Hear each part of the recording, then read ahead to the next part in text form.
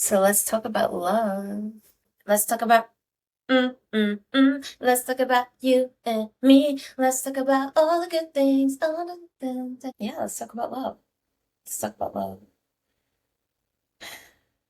Welcome to the Ash Show and the House of Ash podcast. I'm your host, Ashwina Gampat. This is a safe haven that inspires you to live the free and abundant life that you desire. Let's talk about love. My God, we're gonna talk about love. So the last episode that was about love, I was talking about this guy that I met in the airport, and he ended up ghosting me, right?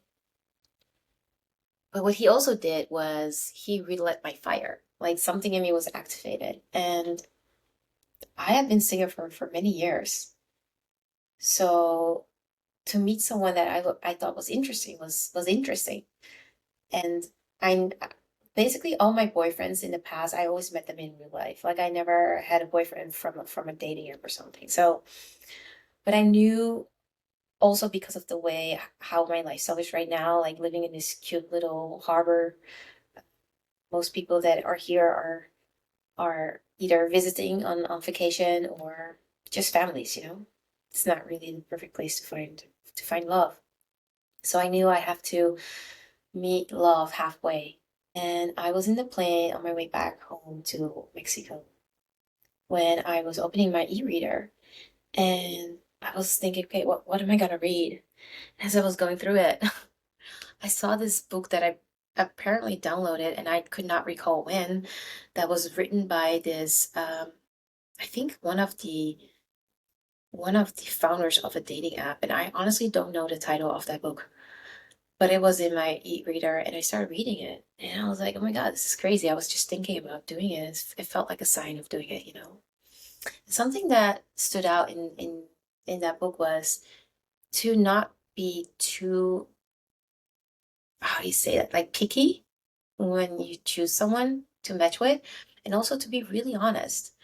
And so when I got home, I downloaded Hinge, and I decided to do Hinge because the other platforms, like the other apps, they like a lot of people were on it, and for me to go through every one, it was just extraordinary. Like I did not want to do that. Hinge is not so popular in Mexico, so I downloaded it, and in the meantime, what I also did was there's this mom that I know who has this beautiful relationship with her husband. I remember that we were dancing on the beach, and I saw this guy, a very handsome guy, just looking at her, and I was like, "Babe, you still got it." Like, she was approaching 50. I'm like, "You still got it. Like, look at how this guy is looking at you. Good for you, babe." And then she laughed, and she was so incredibly charmed by what I said, and she's like, "Babe, that's my husband." I'm like, seriously? Oh my God. Like, lucky you for you two for still having such a beautiful, passionate love relationship, you know? And so I asked her that day because it was her birthday brunch right after. And I asked her, like, okay, what's the secret? Tell me. And then she said, you know, Ash, um, I heard this also once before, and I kept it as a mantra. And it was, hey, I like you a whole lot. Let's see where it goes. And so she said, yeah, I just kept on doing it that way. Like, hey, I like you a whole lot. Let's see where it goes. And I'm like, oh my God, that's so beautiful because, you know, I have been looking for the one in everyone. Meaning, like, I would have this huge, I don't want to say list, but this huge expectation on when I would meet someone. Like, okay, so are you the one? Are you the one? And I don't know how that happened. I don't need to understand it even, but it was there. And I was so done with that. And like, I just want to really enjoy this dating era where I have none of those expectations. And that's when it started. Like, the only intention I have right now is to understand me and to understand what I like in guys and to really enjoy this whole dating scene of just getting to know people and not taking it too seriously. And I loved her advice because it just resonated with me. Like, hey, I like you a whole lot. Let's see where it goes, right? And so as I was on the app and I was really honest about like, hey, I'm a mom, I live here, I'm from there, and I'm actually interested in meeting people that are from this area, um, and not people that are on holiday looking for a nice fling, because that was not part of what I was looking for. I ended up matching with this guy who ended up asking me out for a dinner. And so he said, "Hey, let's meet here." And that was in my old town, like in my old area. And I'm like, "Hey, that's funny. I know that place. I've never been there, but I know that place because I used to live there in that neighborhood." And he's like, "Oh, where did you live?" I'm like, "Oh, there and there." He's like, "Really? In what building?" I'm like, "In that building." He said, "No way. I just moved in on the 17th of May." And I'm like, "That's my birthday." You moved in my old apartment on my birthday. Great. And this was a week after my birthday. And so that was so funny because I'm like, what are the odds? And it reminded me of something interesting because me and my bestie lived in the same building. And I remember telling her, like, "Babe, I have this feeling that I'm going to meet someone special in this building, like my guy." And it never really happened. It just got delayed for a few years. Anyway, I ended up meeting him. We had a very nice evening, and um, but the connection was slow. It was slow built, like we weren't constantly texting or anything. And sometimes I would hear him, and he was like, "Hey, wanna hang out and let's explore Tulum together." And so we did, and so we had a beautiful day there. And one time he came to visit me in my town, and then one time I came to visit him in his town. But eventually, and this is also part of, and I think I forgot to tell that, one of the things, the parameters that I put for myself, like I really wanted to understand and feel how others would make me feel. Like, how would I feel with that person? How does he make me feel? Instead of this whole list of he needs to be this and that, I just like, okay, I really want to focus on how does he make me feel. And I started to notice, like, I don't feel okay with him. I feel sometimes like I have to tiptoe around him. I feel a little bit attacked by him. Like there were a few things. And then I remember he went back home to the States for some business things.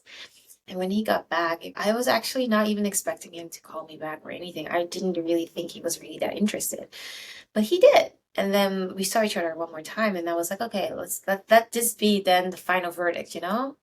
And the final verdict for me was very clear, like, no, this is not going to work out. And so I called him. I I obviously have experience of being ghosted, so that's definitely not something that I would do to someone. So I called him, and I spoke to him from truth, and with a lot of respect, because I felt like he deserves that, and I think everybody deserves that. So I said, "Listen, thank you so much for this time spent. Where I'm not gonna continue this." I think by the time we spoke, like that we had this conversation, we were a few months along the way, and I think 5 dates. So, and I told him why. And then the shocker was his response. And I still have so much respect for him for how he responded. He literally said, like, "Ash, a few things. One, thank you for being honest. Two, uh, it resonates. This is eventually something that would be the deal breaker for me and my ex-girlfriends, but you were able to put words into it, and I always had very hard time to do that, like to find words to describe this, but you did that. So thank you for that." And it resonates. And I also want to applaud you for ending it now instead of letting it continue. And then along the way, then say goodbye anyway, because it's so easy to just continue. And I'm like, well, thank you. Because I did not expect him to take that rejection so beautifully. So anyway, we ended things. It was already almost end of June by then. I ended up going back home for the summer. And because I was not looking for the one and I was not looking for love, I was like, hey, we can still date even if I'm gonna be in Holland for a few months, right? Because summer is like 2 months. I think I was in Holland for 1.5 months. Like I can still continue my exploration. And so I downloaded an app. I was honestly surprised by the quality of men that I saw there. At least how they present themselves. Like there were a lot of amazing guys out there. And I'm like, oh my God, if I was in Holland, it would definitely not have been a problem to meet someone interesting. But I was very honest in my profile. So that, yeah, I'm from Holland, but I live in Mexico and da da da da da da. And so a lot of the guys are like, Ash, I would have loved to get to know you, but I'm not going to because I don't see how this is gonna work. And I'm like, I get that, you know? And it's beautiful because they were all looking for love. And I was actually not to be like weird about it, but I was doing more an experiment, you know? But open for love, of course. Until one guy matched with me. And he was not per se my type. And that was also one of the things that I said to myself, like, hey, if we're gonna do this, we're not gonna look for Mr. 1010 per se, you know, like we're just gonna be open for maybe even outside of my type. And he has something about him, and like, yeah, let me just say yes. And then he apparently said yes, and so we matched. And then he was like, okay, I wanna get to know you. Wanna meet up? Can I pick you up and then take you out? And I'm like, sure, let's do that. But because I was just in Holland, I don't have any subscription for my phone, so I bought some prepaid. But apparently I had to activate something because I bought the prepaid, but it wasn't working. I was just costed. I was just costed with my son for this ad in Amstelveen. So I was there all day for the shooting, and I had no Wi-Fi because it was outdoors. And so basically, I did not intentionally ignore him, but I basically ignored him all day. And we were supposed to meet the day after. So he was like, at some point, like, is this girl ghosting me? Like, I don't hear anything from her. So last minute, just before the evening ended, I sent him this message like, oh, I just got home. I'm really tired, but yeah, let's meet up tomorrow. Can you pick me up there? Because he wanted to pick me up, and I did not want him to pick me up at home. So I was like, maybe pick me up at the little shop area. I had to bring a package somewhere. I walked out of the Hema, which is our local store, amazing store. Check it out when you're in Holland. And there he was, standing there waiting for me. And I'm like, oh my God, he's actually really cute and such a nice energy around him. I did not expect that, you know.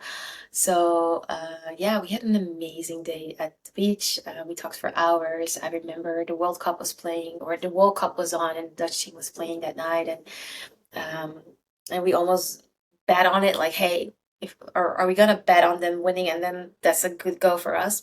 We were like, no, we're not gonna bet on us. We ended up losing, by the way, that game. Um, I saw him not that day after, but the day after, because he had a day off, and we ended up going to well, we were supposed to go to Antwerp, but it was raining all day, so we ended up going to his place, and that's the start of the relationship, you know, like we fell hard. And for me, this was the first time in like a long time that I fell in love, and I've been single for 5 years, so it was like, oh my God. But I remember sitting there with him and we're like looking at each other, and we are fucked because of the distance and all of it. And we started to talk about how we're gonna bridge that, you know. Um, he already expressed that, you know, after working for the company that he worked for many years, he was ready to start something for himself. And he was already planning a vacation in September, October. So he's like, hey, I can come and see you in Mexico. He had a very special bond with Mexico. He also used to live here for, I think, 6 months as an exchange student. So he already got some of the culture, and he was very open-minded about, you know, getting to know this area as well. And so, yeah, it seemed very prosperous. And he even said, I'm gonna just resign, and I'm gonna live here from January to June, and then we go back in July and then spend the summer in Holland, and we take it from there. And I'm like, okay, we can do this. And so that's how we said goodbye. And the 2.0 version of this story, I'm gonna tell you in the next episode. Okay, guys, I hope to. This is like a cliffhanger, right? Cliffhanger thing. Yeah, I'm sorry. Is it too good of a story to tell you all at once in one take? But thank you for watching, and I will see you on the next episode. And I will make sure to drop it faster. Okay.